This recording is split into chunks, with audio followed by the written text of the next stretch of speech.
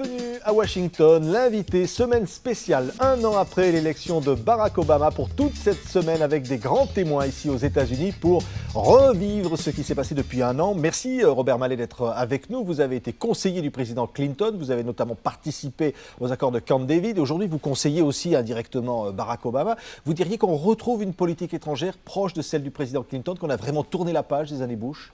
On a certainement tourné la page des années Bush, bien qu'il y ait un héritage qui reste. Enfin, il y a deux guerres qui sont héritées de l'époque Obama. Il y a certaines images des États-Unis qu'il essaye maintenant de corriger, mais certainement la page est tournée. On en est revenu à une politique étrangère beaucoup plus classique et même beaucoup plus proche de celle de Bush père, avec quelques accents différents qui sont les accents d'Obama. Classique en tant que quoi? C'est-à-dire on est revenu dans les rapports américains normaux avec le reste du monde ou C'est-à-dire qu'on veut parler presque à tout le monde, il y a certaines exceptions, mais on pense que la diplomatie cela compte, qu'il faut essayer de négocier et non pas simplement agir par la force, par l'unilatéralisme ou par les sanctions.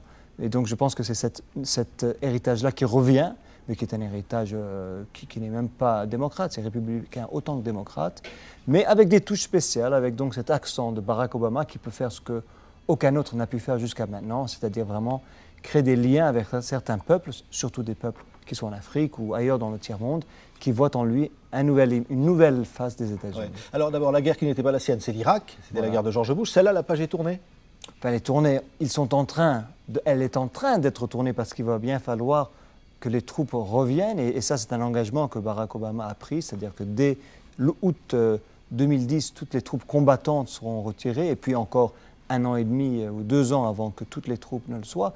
Mais on le voit tous les jours, il y a encore énormément de problèmes en Irak, et là le défi pour Barack Obama, ça va être de tenir son engagement, de retirer les troupes, tout en laissant derrière lui et derrière les troupes un pays qui pourra être stable, qui pourra vivre paisiblement, ce qui n'est pas encore le cas, loin s'en faut. Alors l'Afghanistan, là, c'est son dossier, je vais presque même dire, c'est sa guerre.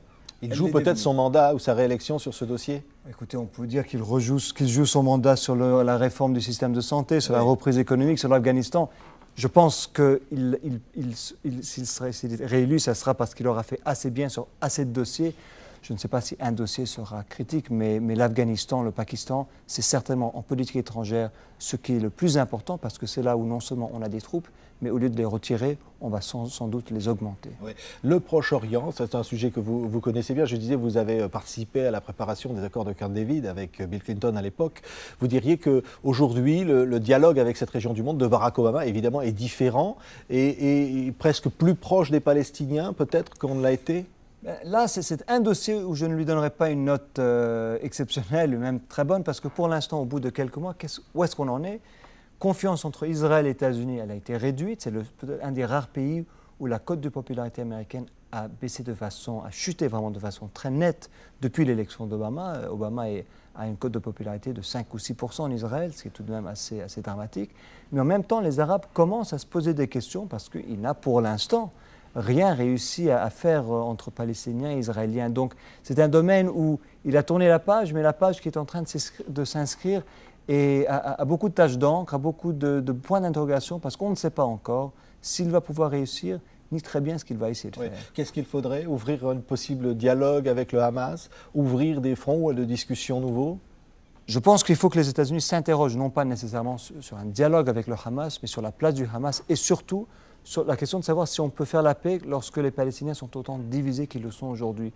Moi, je pense qu'il faut réfléchir et comprendre que sans unité palestinienne, sans réconciliation palestinienne, il va être très très difficile de construire une paix durable, viable. Et donc, on n'en est pas encore là, mais j'espère que l'administration américaine va repenser la question de l'unité palestinienne et voir dans cette unité non pas un obstacle à la paix, mais un ingrédient indispensable. Alors, il y a sur cette question-là des débats qui sont internes aux démocrates et qui sont forts. Vous l'avez conseillé pendant la campagne électorale. Vous avez été la cible vous-même d'attaques en disant vous êtes trop pro-palestinien ou pas assez. On a dit beaucoup de choses, mais non, la question n'est pas là. C'est vrai qu'aujourd'hui, il n'y a pas vraiment de débat politique au sein de l'administration sur la question du dialogue avec le Hamas. Je pense que beaucoup de gens pensent, et je suis prêt à l'accepter, que c'est prématuré.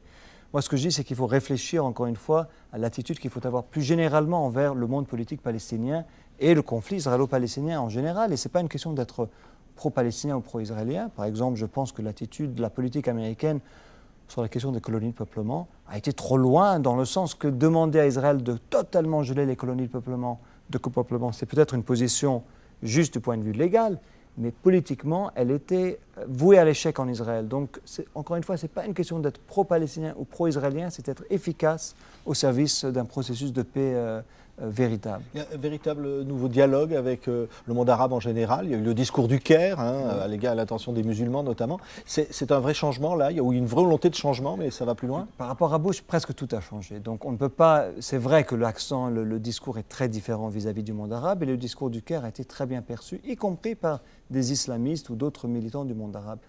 Mais les Arabes, comme d'autres, veulent juger non pas sur les mots, mais sur les actes. Et là, pour l'instant, comme je le disais tout à l'heure, il y a beaucoup de points d'interrogation. On a vu un beau discours au Caire, on n'a pas encore vu le suivi, et on se pose la question de savoir si Barack Obama va pouvoir faire mieux, plus et différemment que ses prédécesseurs. Il y a aujourd'hui une vraie crise de confiance aux États-Unis. On a l'impression que les Américains s'interrogent sur le compte de leur président, en général. Oh, écoutez, c'est normal, il a été tellement, on a tellement encensé, on en a fait presque un dieu, que c'est normal qu'aujourd'hui les gens en reviennent un peu aux réalités, et donc on le voit dans les sondages d'opinion, il est toujours très populaire, moins qu'il l'était avant. Les lois de la gravité politique sont là, inévitables. La presse aime beaucoup construire pour mieux détruire par la suite, donc c'est les hauts et les bas, mais pour l'instant il réussit dans l'opinion publique bien. Je pense qu'il a toujours ce socle de soutien, mais il faut qu'il fasse attention, surtout sur l'économie, les problèmes de réforme du système de santé. C'est sur ça que se joue aujourd'hui son prestige, son statut dans l'opinion publique. Mais un prix Nobel de la paix, un Obama adulé en Europe notamment, et tout ça est en décalage un petit peu avec la perception qu'on a de l'homme aujourd'hui. Dites-vous, peut-être, n'agit pas assez ou parle trop, ou les deux ensemble? Écoutez, le prix Nobel de la paix, je pense qu'en général, les Américains, y compris Obama d'ailleurs, l'ont pris un peu avec le sourire, en se disant attendez, c'est peut-être les Européens qui projettent leurs espoirs sur les États-Unis, plus qu'ils ne récompensent une action qui aurait déjà été entreprise. Mais non, je pense que c'est normal qu'après une élection, ou surtout une élection comme celle qui a vu la victoire d'Obama, qu'on passe des hauts sommets de popularité à une popularité, elle est peut-être maintenant à 60%. C'est tout de même pas mal. C'est tout de même pas mal, et je pense qu'ils s'en satisferaient si ça pouvait continuer encore comme ça pendant 3 ans. Merci Robert Vallée d'avoir été notre premier invité pour cette semaine spéciale ici à Washington. Demain, nous recevrons l'ambassadeur de France aux États-Unis, Pierre Vimon. Donc ce sera le jour anniversaire, 1 an après l'élection de Barack Obama. Semaine spéciale, l'invité de TV5 Monde. Merci.